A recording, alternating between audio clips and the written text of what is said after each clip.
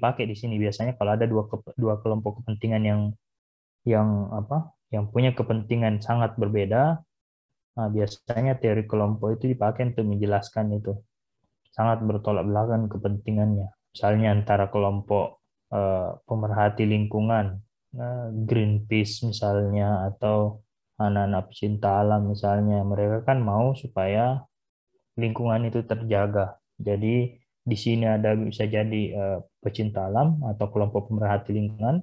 Di sini ada pengguna lingkungan, pengguna hutan misalnya ya, pengusaha tambang dan lain-lain. Nah, itu juga bisa terjadi pola seperti ini. Pada intinya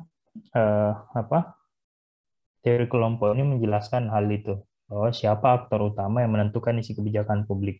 Dalam teori kelompok, siapa yang kekuasaannya paling besar yang digambarkan tadi dalam gambar yang bulat-bulat ini, siapa yang paling besar kekuasaannya, maka itu yang paling banyak menentukan isi dari kebijakan publik, muatan dari kebijakan publik itu. Nah, kita kembali ke sini. Yang ketiga, ada satu kenyataan juga, ada satu realitas juga bahwa yang menentukan isi dari kebijakan publik itu adalah elit. Siapa lagi elit kemarin kita sebut itu? Pemerintah. Anu Pak, yang ingat itu small and powerful. Betul, kata kuncinya small and powerful. Jadi elit itu jumlahnya sedikit, tapi kekuasaannya besar. Siapa contohnya elit itu? Pemerintah sama pengusaha, Pak. Pejabat, Pak. Oke, pejabat juga kadang-kadang memang dimasukkan dalam elit, tapi tidak selamanya pengusaha pejabat itu elit. Yang elit itu yang paling nyata, misalnya teman-teman pernah dengar ketua partai. Berat Pak. Betul, konglomerat kadang-kadang ketua partai kalau di Indonesia, kalau dia ketua partai ya biasanya sih kuat kuat mereka menentukan. Jadi ada teori elit ini menyatakan bahwa ada satu fenomena, teori elit ini menggambarkan sebuah fenomena atau sebuah gejala bahwa kebijakan publik, muatan dari kebijakan publik ditentukan hanya sekelompok kecil orang saja, elit-elit saja. Dan biasanya model elit ini itu terjadi di negara-negara yang sifatnya oligarkis. Oligarkis. Apa itu oligarkis? Ini teman-teman dalam di mata kuliah sistem politik Indonesia. Mudah-mudahan mas saya ngajar. Negara oligarki ini adalah negara yang kekuasaannya berada di tangan sebagian kecil orang saja. Jadi ya dia tidak meskipun mereka kadang-kadang bukan bagian dari menggerakkan atau dia bisa apalagi namanya mempengaruhi isi dari kebijakan publik itu, bukan hanya mempengaruhi, kadang-kadang bisa menentukan.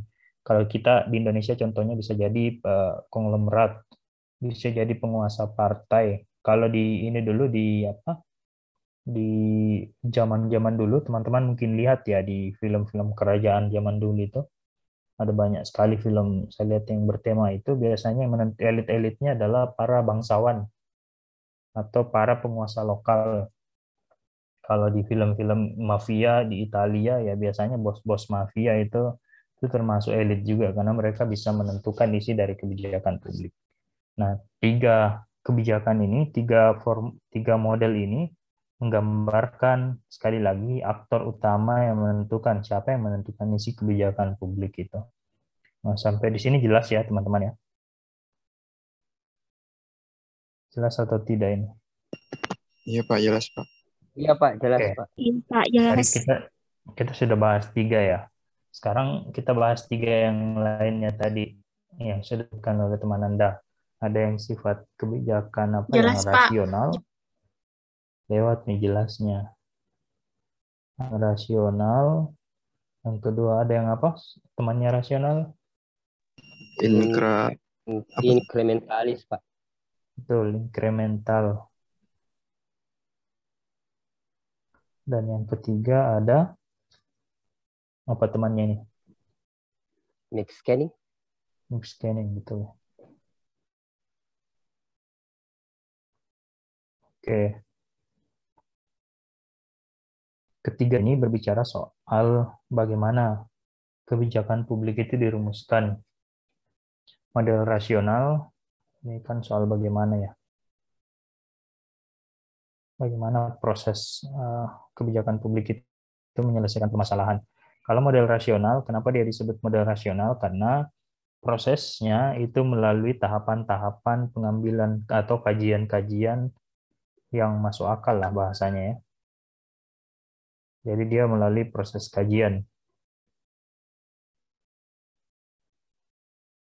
Kajian yang ketat.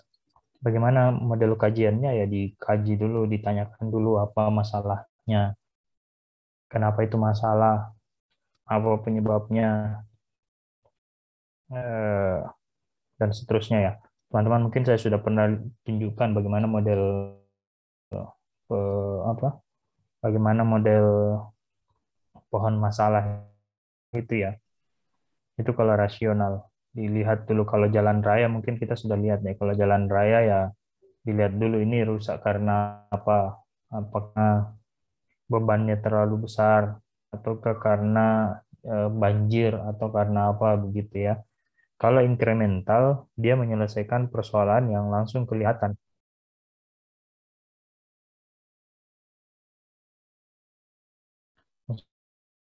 Terlihat ya.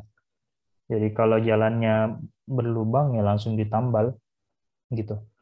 Ini teman-teman mungkin Anda dengar Polri sekarang ya.